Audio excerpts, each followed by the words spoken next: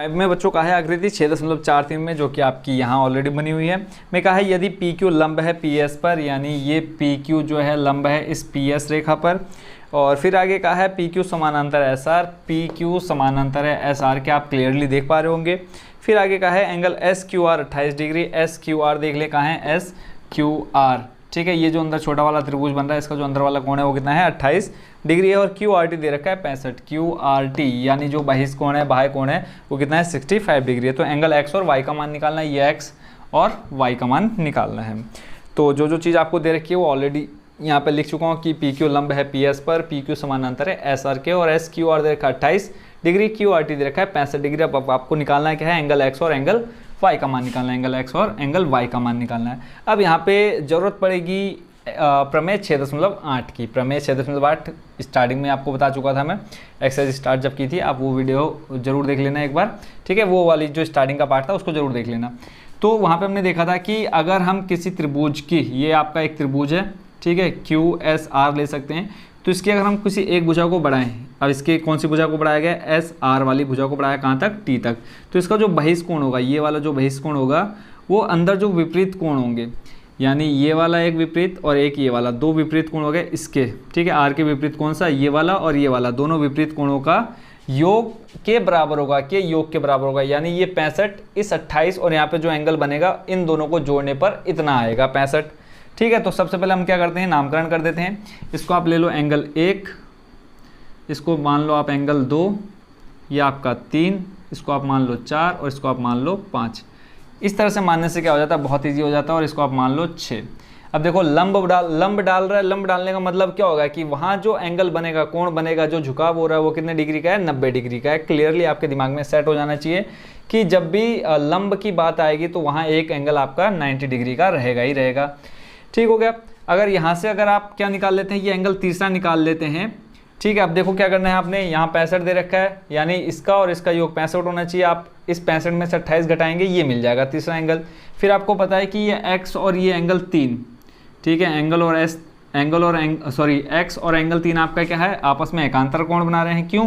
क्योंकि इसकी कंडीशन पहले ही आपको दे रखी है कि पी क्यू समानांतर है एस आर के, और आपको एस क्यू क्या दिख रही है, तिर्यक रेखा दिख रही है। जब भी इस तरह की कंडीशन बनती है तो जो यहाँ पर एंगल बनेगा, अगर उसके सामने जो एंगल होगा वो आपस में क्या होंगे, बराबर होंगे। तो एंगल x आपको मिल जाएगा किसके सहारे, इस एंगल 3 के सहारे। तो यहाँ से आपको ये 90 दे रखा है, ये मिल गया, तो तीसरा कोण आप इजीली निकाल सकते हैं। किसी भी त्रिभुज का तीसरा कोण निकालने के लिए क्या करते हैं आप, सीधा 180 के बराबर रखते हैं तीनों कोणों को। तो सबसे पहले हम क्या लिखते हैं कि ये जो एंगल 1 है वो बराबर है किसके, एंगल 2 प्लस एंगल 3 के। तो लिख लेते हैं एंगल 1 और एंगल 1 बराबर है किसके, एंगल 2 प्लस एंगल 3 के। और यहाँ पे आप पूरी प्रमेय लिखेंगे, प्रमेय कौन सी 6.8 कि किसी त्रिभुज के एक भुजा को बढ़ाने पर, ठीक है, जो बहिष्कोण होता है वो आंतरिक यानी अभी जो अंदर कोण होते हैं उनके क्या होता है, कोणों के योग के बराबर होता है। जो विपरीत दो कोण होते हैं उनके योग के बराबर होता है। यही आपकी प्रमेय 6.8 है, आपने पूरी यहाँ पे प्रमेय लिख देनी है।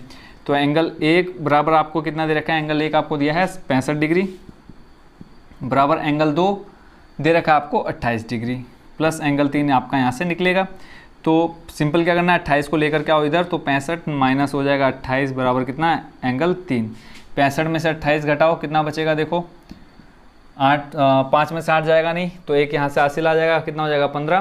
तो 8 में से 15 घटाओगे कितना बचेगा, 15 में से 8 घटाओगे कितना बचेगा 7, यहाँ पे बचा 5, 5 में से 2 जाएगा बचेगा कितना 3। तो यहाँ पे एंगल तीसरा जो आपका आ गया कितना आ गया 37 डिग्री।